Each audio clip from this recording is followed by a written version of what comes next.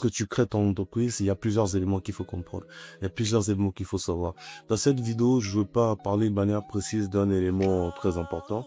C'est juste que j'ai envie de prendre ma vidéo et de pouvoir filmer et vous parler face cam comme ça, de la création d'entreprise et les différents éléments qu'on peut rencontrer lors de son parcours.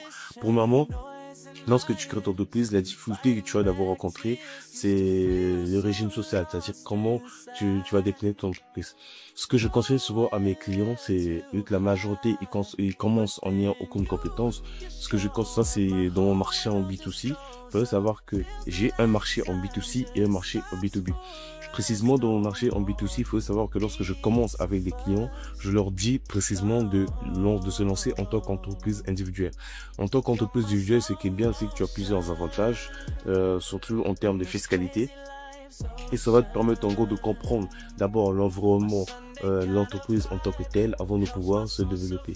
Après, il y a aussi les outils qu'il faut savoir intégrer. Concernant les outils, il y en a plein, mais avant les outils, il y a un élément que j'ai pas signifié, ce qu'on va appeler le modèle économique. Il faut définir ton modèle économique. Lorsque je parle du modèle économique, il y a 4 points qu'il faut préciser.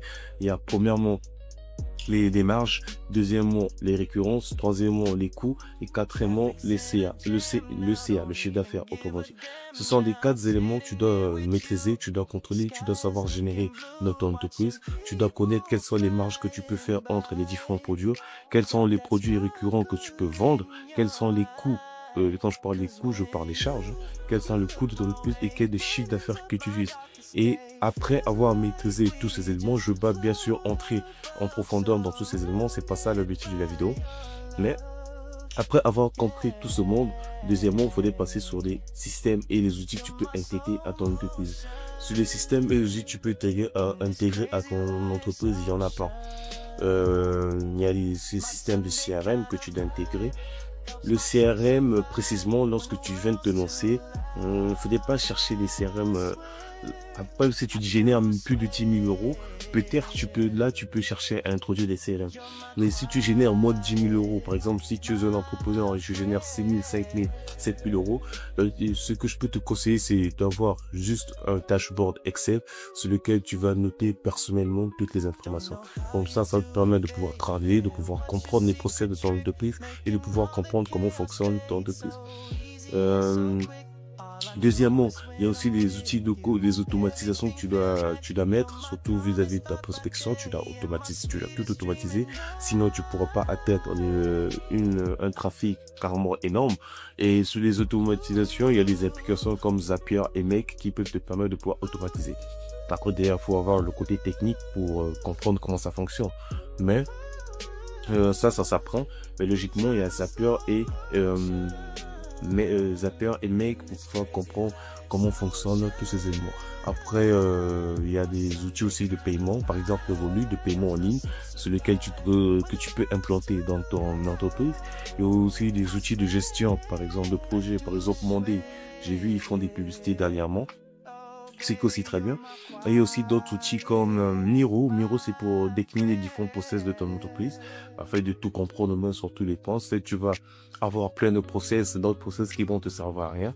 Il n'est pas dit que tous les éléments que tu vas mettre dans ton entreprise vont te servir à quelque chose, mais au moins, tu auras un aperçu sur ce que tu fais, sur ce que tu dois pas faire, sur différentes étapes vis-à-vis, en fait, de l'endroit où tu te trouves. Par exemple, lorsqu'il faut construire un système back office ou front office. Logiquement, il faut avoir un dashboard vidéo pour mieux comprendre quel est ton système front office, quel est ton système back office. Et pour les personnes qui ne comprennent pas, c'est quoi un système front office, c'est quoi un système back office. Logiquement, le front office, c'est simple. Ce que ton client voit, c'est le contenu, c'est c'est tous les liens que des clients voient. C'est ta LP, l'endroit où tu loges toutes tes formations, et le back office, c'est ce que ton client ne voit pas et c'est ce que toi tu vois et ce que ton équipe voit. Par exemple, les données des clients, les nombres de clients qui sont rentrés, le nombre de clients récurrents, le chiffre d'affaires que tu fais, tout ça c'est ce qui concerne le back office. Et si tu veux comprendre ton entreprise, tu dois maîtriser tous ces différents systèmes. C'est souvent le problème que rencontrent les freelances, que j'ai accompagné plusieurs freelances, c'est que ils comprennent pas ces systèmes-là. Un freelance, c'est une personne, il a une compétence dans un domaine précis, il a deux, trois clients qu'il gère, il a une petite base de données via Excel et il se base que sur ça. Alors que si tu veux exceller en tant que freelance, il y a des freelances qui gagnent 10 000, 15 000, 20 000 euros par mois. Les freelancers que j'ai accompagnés, il faut comprendre tous ces systèmes, il faut comprendre comment ça fonctionne afin de pouvoir avancer. Et troisièmement, il y a sur le côté analyse, diagnostic, consulting. En gros, lorsque tu es entrepreneur, tu dois développer ta capacité de consulting. Tu dois être, comme on dit, l'architecte de la solution. En même temps, tu dois être en même temps l'architecte de la solution, le consultant stratégique et le closer. Et là, vu qu'on est dans le côté consulting, tu dois savoir consulter, tu dois savoir analyser les données. Tous ces éléments, tu dois savoir les comprendre. Parce que lorsqu'un client va se présenter devant toi, tu dois savoir, quand on parle de consulting, tu dois savoir comment mener un appel, tu dois savoir comment déterminer ses problématiques, tu dois savoir comment déterminer les différentes informations qu'il nous faut pour pouvoir se développer. Et derrière, tu dois savoir analyser. Parce qu'il y a des entrepreneurs qui viennent déjà, ils ont déjà des entreprises et ils ont déjà des systèmes qu'ils ont déjà établis. Il faudrait savoir comment analyser ces systèmes. Est-ce que ces systèmes fonctionnent? Est-ce qu'ils ont un bon taux de conversion? Est-ce qu'ils ont un bon taux de churn? Est-ce qu'ils ont un bon taux d'acceptation? Par exemple, s'ils sont sur LinkedIn, l'acceptation d'invitation, est-ce qu'ils ont un bon taux? Est-ce qu'ils ont un bon taux de closing? Tous ces éléments, tu dois savoir les analyser. Et après avoir développé cette capacité d'analyse, tu dois être bon en vente et en communication bien sûr.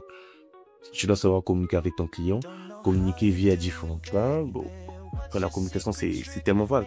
Mais si je prends de manière globale, tu dois savoir communiquer. Et enfin, le dernier point, tu dois savoir comment structurer ton système, c'est-à-dire du début jusqu'à la fin, tu dois savoir comment le structurer et le délivrer. Lorsque tu as un produit, il ne s'agit pas juste de vendre le produit à ton client, il faut savoir le délivrer. Il y a des étapes de delivery. Par exemple, si vous voulez que je vous explique les différentes étapes de delivery, mettez juste en commentaire delivery ou le commentaire que vous voulez, je vous explique.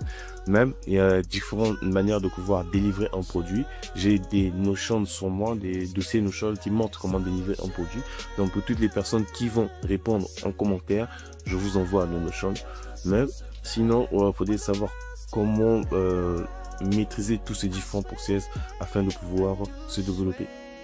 Donc, pour toutes les personnes qui veulent en savoir plus, pour toutes les personnes qui veulent connaître plus comment construire l'entreprise, comment fonctionne l'entreprise, comment monter ces différents process, comment faire face à ces à ces différents outils et quels sont les meilleurs outils de prospection, de gestion de projet, de gestion d'équipe qu'il faut utiliser. Il y a un calendrier tout en bas. Prenez juste un rendez-vous, ça sera personnellement avec moi. Je vous montre comment construire une entreprise durable, comment détenir que des actifs et comment développer son entreprise. Ouais.